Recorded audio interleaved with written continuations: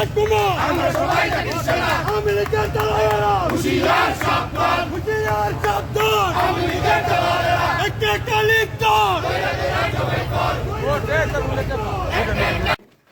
প্রিয় উপস্থিত সংগ্রামী সাথী বন্ধুরা আমার, আপনারা সকলে জানেন 16 এবং 17 তারিখ 16 নভেম্বর এবং 17 নভেম্বর এই বর্তমান অন্তর্কালীন সরকার বিগত দিনে কোনো হত্যার যিনি মূল নির্দেশর মূল হোতা, একটি অবৈধ সরকারের যিনি রাষ্ট্রপ্রধান ছিলেন খুনি হাসিনার 17 তারিখে একটি মামলার রায় ঘোষণা হবে। আমরা আগামী সোনার বাংলাদেশের রাষ্ট্রনায়ক জননেতা জনাব তারেক রহমানের নির্দেশে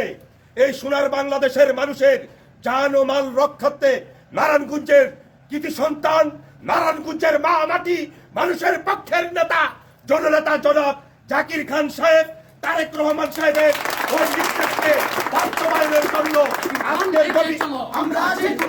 আজকের এই গভীর রজনীতে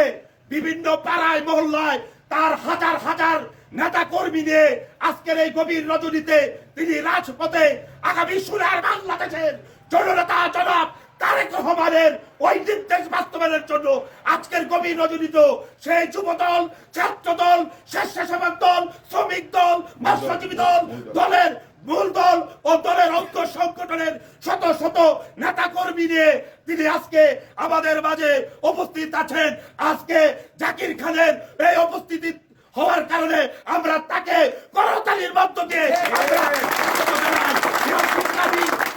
বন্ধুরা আমার, আজকে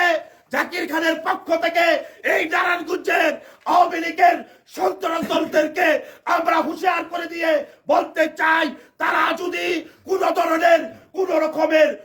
জনসাধারণের জানমালের ক্ষতি করার চেষ্টা করে তাহলে কিন্তু আগামী সোনার বাংলাদেশের রাষ্ট্রনায়ক জননেতা জনাব তারেক রহমানের নির্দেশে ওই সন্ত্রাসদের মোকাবেলা করার জন্য জাকির খান যা যা করা দরকার তাই দিয়ে প্রতিরোধ করবে